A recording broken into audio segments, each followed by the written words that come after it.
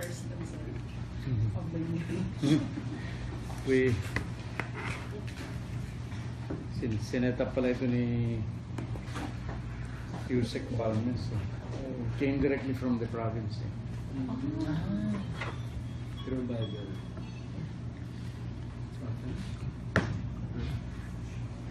Sir, sa political prisoners po, yung 127. Yeah. Kailan po siya na-file? File, I think I transmitted to the palace before Christmas pa, siguro 1 week before Christmas, so more than 1 week. Kasi we were expecting then that hinahabol ng government that they be released before Christmas or at the very least before New Year. Pero apparently sa dami ng business palace, hindi pa naayos to. But there are 127, ano? Yung matatanda doon is around talagang from 70 years old to above 80 years old, but not above 90. 14 inmates. Ilan sir dito yung political prisoners talaga? Hindi ko alam kung may political prisoners dito, but yung dalawa ang absolute pardon, actually 3. Ang una yung kay Robin Padilla, pero may dalawa pang absolute pardon, so they will be released. Tapos meron tayong conditional pardon without parole conditions, a total of 18. Tapos yung conditional pardon with parole conditions, a total of 14. And yung commutation of sentence, ibig sabihin yung pinaigsi, a total of 100. So itong commutation of sentence, they will be released when they've reached serving the commuted sentence. Kaya yung iba dito ay January, February, March, April. But ang total nila is 127. And they're already included in your recommendations, sir, no? Oh, yes. All this are wala naman akong binago to sa recommendation ng Board of Pardons and Parole. I approve all the recommendations. Sir, may mga ano ba ito, mga high profile? Sino yung mga ano dito?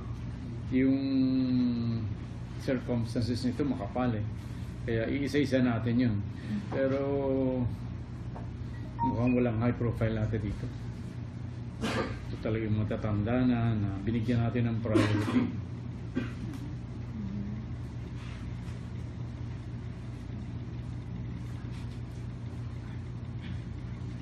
So no word yet from the palace regarding this recommendation? What I did, tulad ng pangako kanina kay Kabayan, I sent messages to him and to SAP Bongo to requesting for the expedition to expedite the action on our recommendation.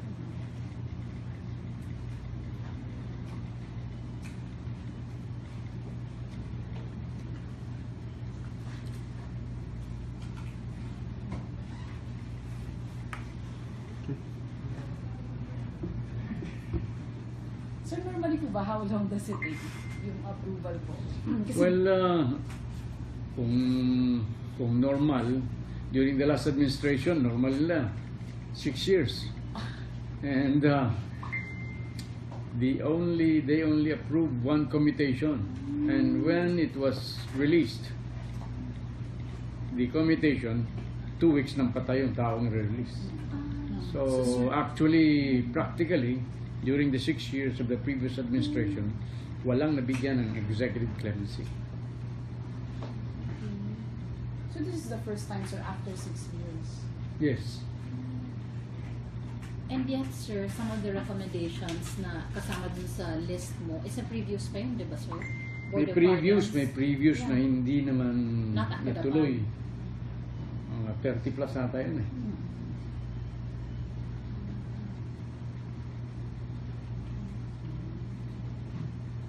So, dun sa previous na hindi natuloy, Mm. kailan mag-start yung ano nun? Parang mag-back to Wala na yun. Parang sinama yun dito. So, in other words, hindi na natuloy yun. So, talagang wala na mangyayari doon because the President Aquino ended his term last June 30.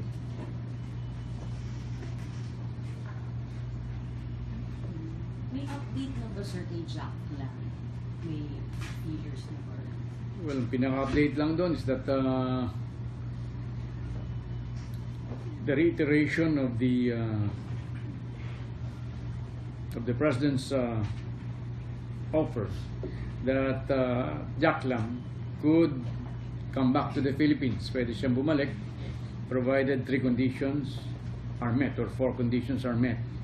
Number 1 is that he's going to settle all back taxes and other obligations to the Philippine government. Number 2 is that he's going to legalize his online gaming license by applying a POGO license with the PAGCOR. And number 3, he's going to face whatever cases being filed against him, and that he will undertake not to anymore corrupt the Filipino officialdom. And of course, may sinabi si Presidente yun, yung pinaka-date na pwedeng i-sequester yung property ni Jack Lam. Considering na talagang substantial yung kanyang ownership dito ng mga real estate properties katulad ng Fontana Leisure Park, yung Fort Ilocanja, and some online gaming business Lawag in other parts of the Philippines. Kaya before Christmas nagparating ng feeler sa akin that Jack Lam would want to come back to the Philippines. Pero after that, wala pa. So, sir, despite yung mga conditions na, kunyari, gawin niyang legal yung mga negosyo niya, pwede pa rin siyang makasuhan, humarap dun sa mga kaso. Ganun yung condition ni Presidente. Hindi naman sinabi ni Presidente yun, nasa akin lang yun eh. Kasi it is given eh. Kasi nag-file ng case yung dalawang commissioner against him, so he has to face it. Kaya yun ang nangyari doon. Sir, before Christmas, the feelers were coursed through Some individual na kilala ko, ba't hindi na kailangan i-reveal dito?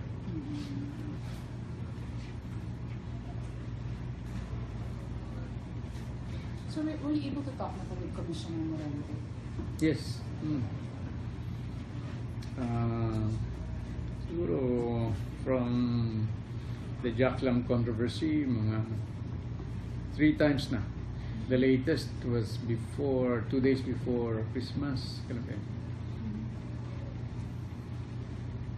before New Year, 27 or 28. He came over my office.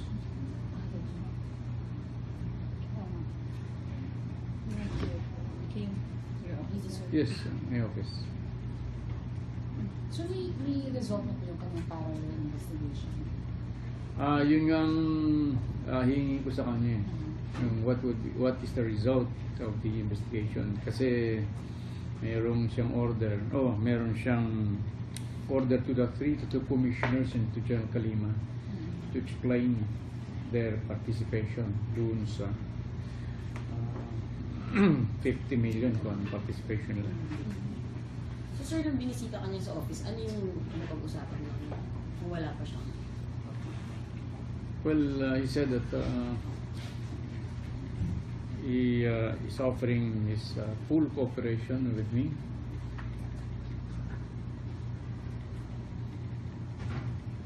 That was after he went to the palace. So, sa akin naman, okay lang eh, because trabaho lang yan. Hindi naman ako, I have no personal grudge, I have no personal sentiments about this matter.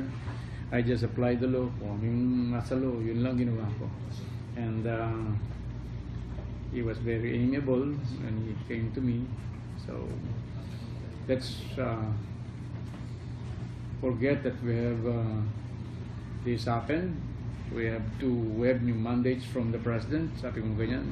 And so we have to work hand in hand para yung problems with the Bureau of Immigration could be solved by us. Specifically, we are directed by the president to expedite the deportation of the Chinese illegals, even those under bail.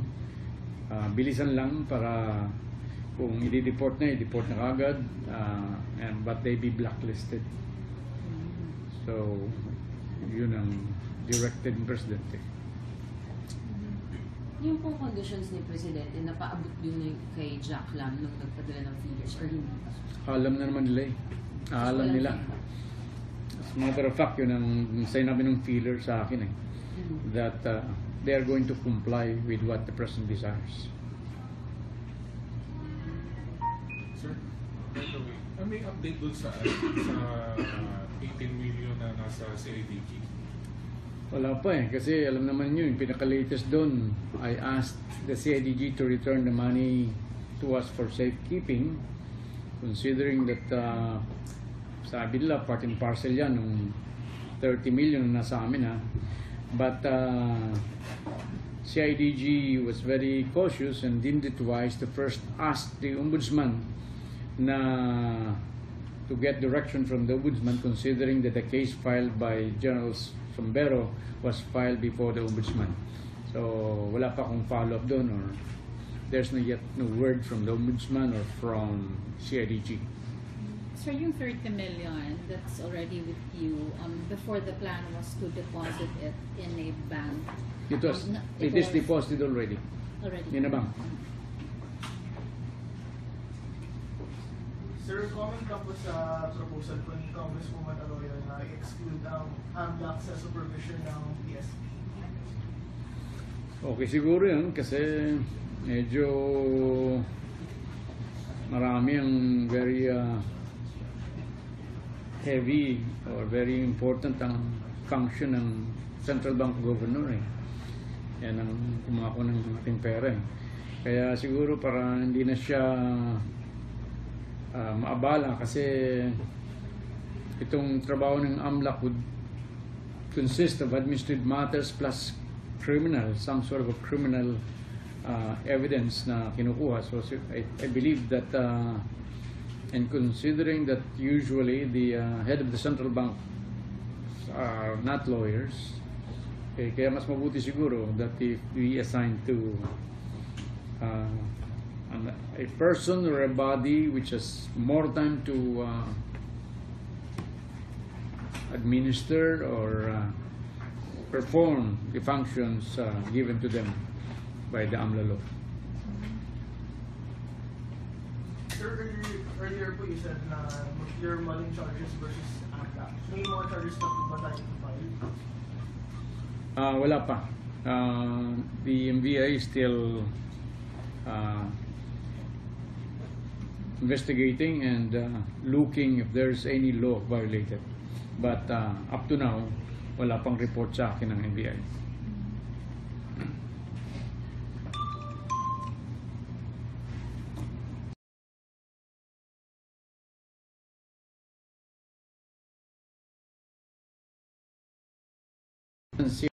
That there were two riots. Separate yung nangyari dun sa, yung kala natin isang incident, yung dalawa pala yun. So yung kay JB Sebastian, parang merong one of the inmates said that actually yun yata yung parang was instigated to stop JB Sebastian. At ang tinuturo nila is parang yung kumuha sa kanya is saying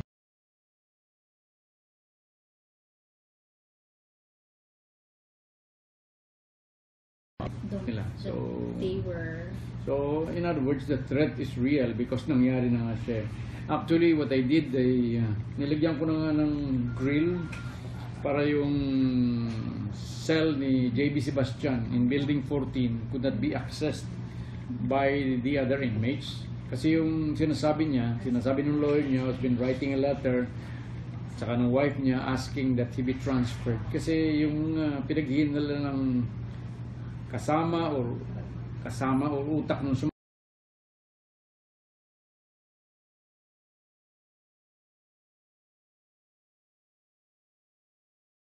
Pero sir, bakit late na ililipat si JB sa NBI? matagal na yung nagre-request sa akin eh. Hindi ko nga pinapansin eh. Pero I'm very insisting kaya baka nga ako mayroong truth kaya baka ako pa masisi. Sir, basically for security reasons lang in transferring sa Sebastian to NBI and not, and is he applying for the WPP as well? Ano pa, no? WC.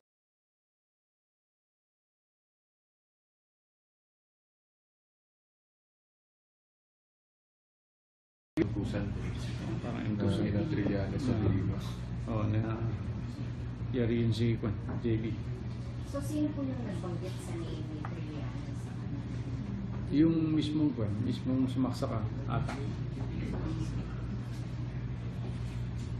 So in that case, sir, si IDG ang complainant? Sila yung complainant? Or paano ba? Yung sa complaint na kayo? Well, ang complainant siguro dun, si JB Sebastian. Siyang agreed party. The one na may affidavit mentioning kasama dun sa case filed by JB in that particular case? Dalawa yung kasong sinabi ng CIDG na yung riot na yun does not only consist of one incident but two incidents. Isn't that the explanation, sir, why before, di ba, the first explanation was, nagkaroon ng sa flag ceremony ba yun, near the end, di ba parang doon sa quadrangle, and then later it happened na sa mess hall, baka precisely because dalawa yung incidents. Kaya di ba sir, dalawang version yung lumabas nun? No, hindi, dalawang. And then we thought na na-correct, yun pala dalawa. Nandun na sa talaga. loob, talagang dalawa. Baka kaya dalawa talaga. Basahin ninyo. Actually, hindi ko rin nabasa, dami ng trabaho eh. So, paano ba yung affidavit, sir? Tatanong ko kung mayroon dyan. Kung kakuha sila. Pero sir, may investigation na po na ginagawa para ma-determine yung veracity ng claim na meron mo ng Israel. Hindi, yun na yung investigation eh. Yung problema, yung sa investigation, hindi sinabi kung anong pangalan nata ng Navy officer. Meaning kasi aside from that, sir, that allegation, wala nang other evidence na Wala na. Kaya yung kahit minention nila si dalawang senador, Senator Trillanes, Senator De Lima, wala namang ibang kwan. So, they were not included. Kapatag bang hearsay yun, sir? Kasi it's from someone to someone. Hindi lack of evidence or insufficient evidence. Saka yun nga, hearsay. Very hearsay. Kasi quoting a Navy officer, quoting the two. Okay? So, hanggang kailan po sir mag-stay si JB sa Hindi ko masagot yun eh. Actually, titingnan ko kung gusto kong kumakausap ko eh. Sir, yung socialist lang, ilan yung ipapareport? Saan? Ilan yung ipapareport? Yung galing sa Fontana? Eh, actually, yung lahat ng 1,316 puro illegal yun eh. So, ang sabi ni Presidente, expedite the deportation, summary deportation, or voluntary deportation. Kung ikaw ay may kaso, katulad nung 600 na naka-bail. Para mapadali lang. Kasi gusto rin ng China i-deport sila back to their country. Sir, clarification, all 1,360 deported at saka lahat sila blacklisted din. Pag dineport sila, blacklisted yung mga yan. What about yung may pending na mga cases, sir? Like, Pag yung yan may iba pending, naka-PI, may katulad mga nung naka-PI dito nung eh. naka-bail, PI. Yeah. So, pag sila nag-opt for voluntary deportation, then iba-blacklist sila. So even with during the pendency of the cases, they may be deported. Yes, pag nag-opt sila for voluntary Voluntary. deportation. So you said that you will try to talk to JP. Yes. Ano to? Tingnan ko kung titingnan ko kung baka magkuhan siya ng any other intimate knowledge about the threats to his life. Kasi sa immediate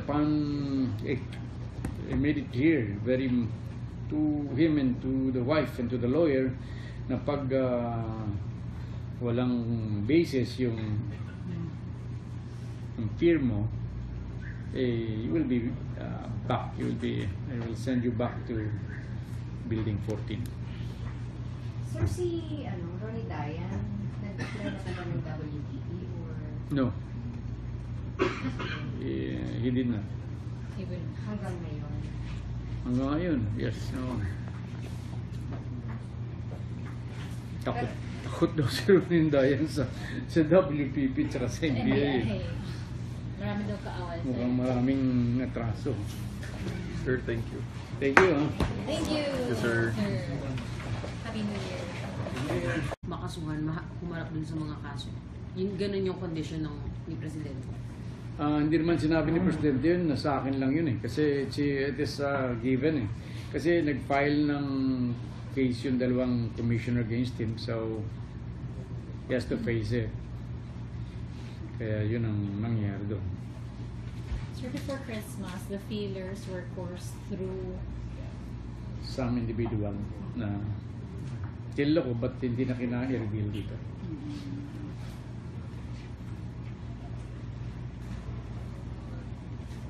So were you able to talk na to with Commissioner Morente? Yes. Siguro from the Jack Lam controversy, mga 3 times na. The latest was 2 days before Christmas, before New Year, 27 or 28. He came over my office.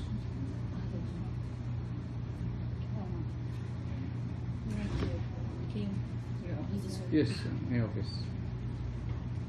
So may result na po yung kanyang parallel investigation? Yun ang hihingi ko sa kanya. Yung what is the result of the investigation? Kasi meron siyang order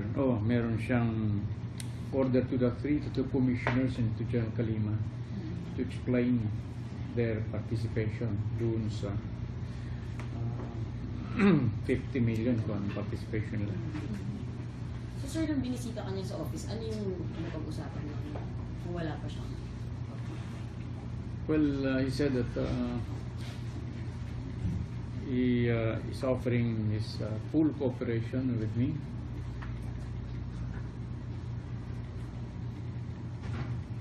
That was after he went to the palace. So, sa akin naman, okay lang because trabaho lang yan.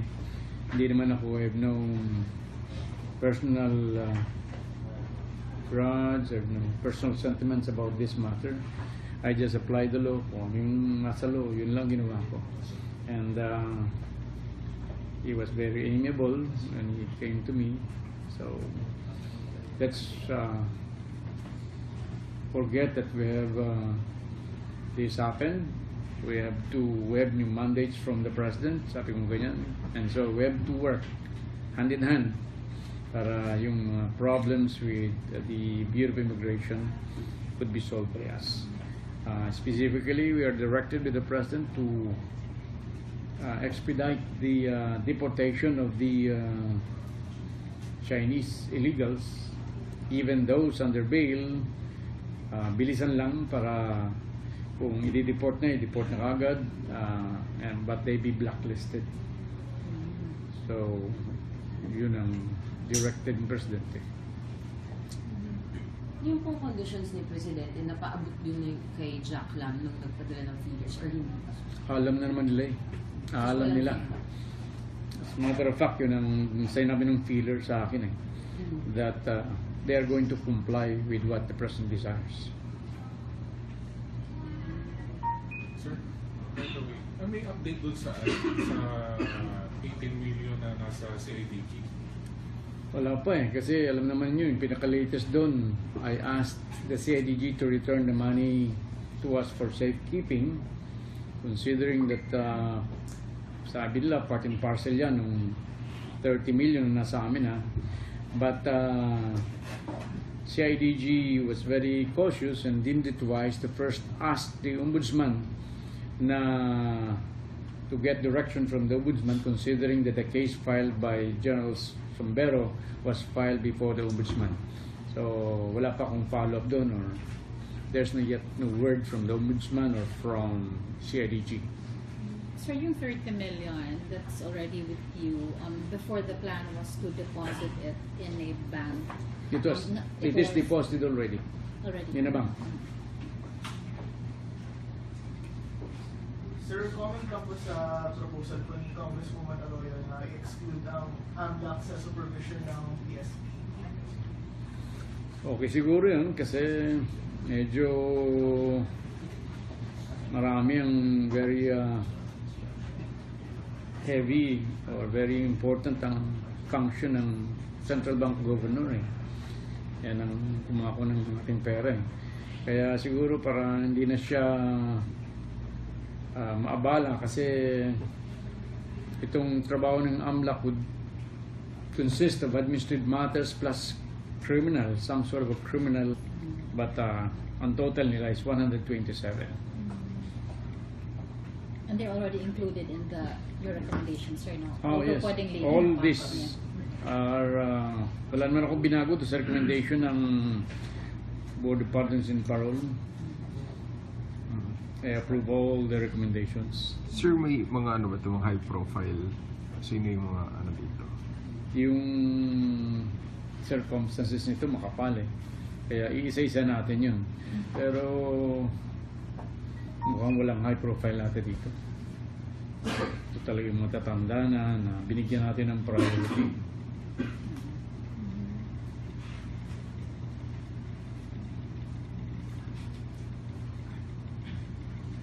So no word yet from the palace regarding this recommendation? What I did, tulad ng pangako kanina kay Kabayan, I sent messages to him and to SAP Bongo to requesting for the expedition to expedite the action on our recommendation.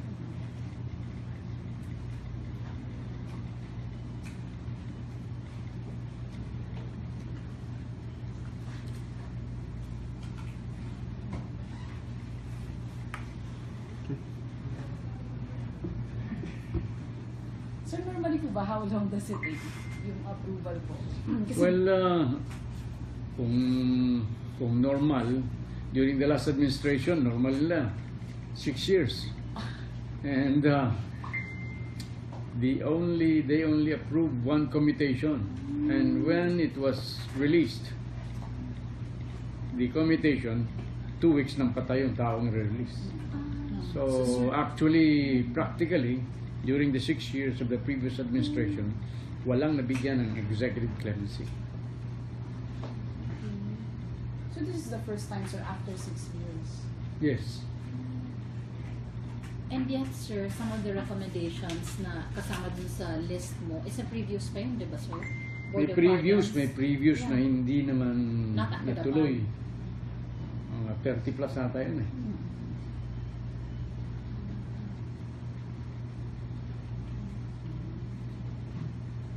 So, dun sa First, sir, of the meeting. We sinet up pala ito ni Yusek Balmes. Came directly from the province. Through Bible.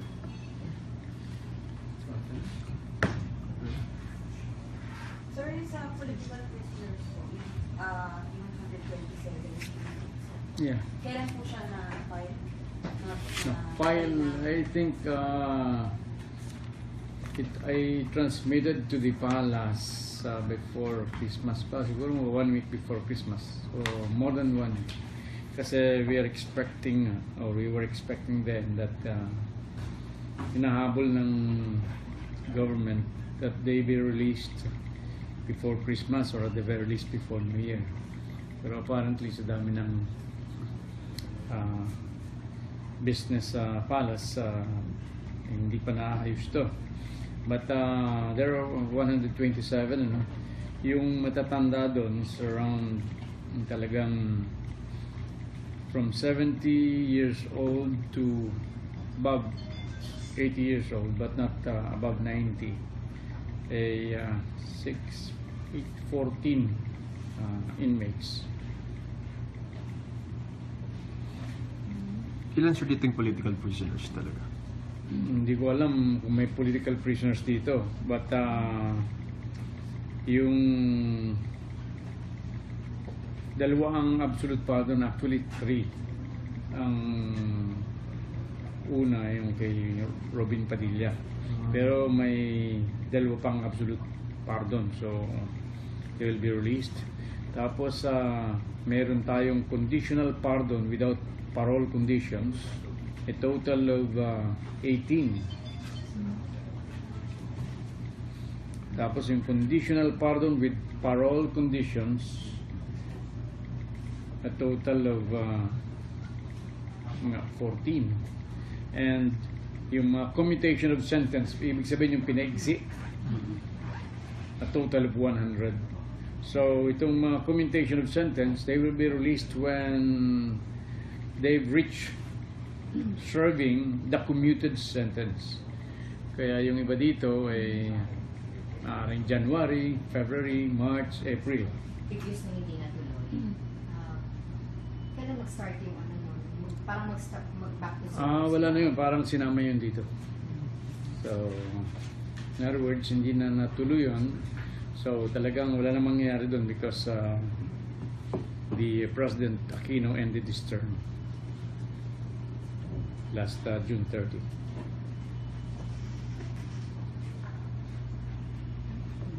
May update na ba sir kay Jack lang? May figures na ba? Well, pinaka-update lang doon is that the reiteration of the President's offer that Jack Lam could come back to the Philippines. Pwede siyang bumalik provided 3 conditions are met or 4 conditions are met. Number 1 is that he's going to settle all back taxes and other obligations to the Philippine government. Number 2 is that he's going to legalize his online gaming license by applying a COGO license with the PAGCOR.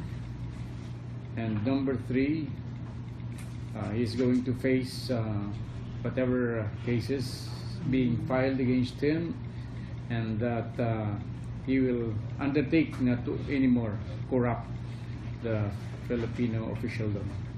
And of course, may sinabi si Presidente yun, yung pinaka-date na pwedeng i-sequester yung property ni Jack Lam.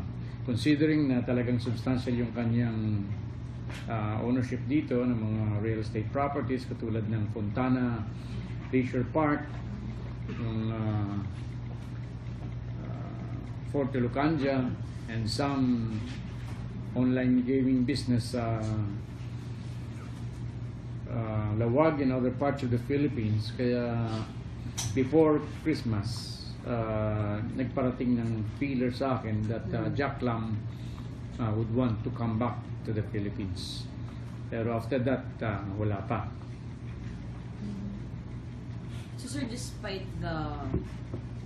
yung mga conditions na kunyari gawin niyang legal yung mga negosyo niya, pwede pa rin siyang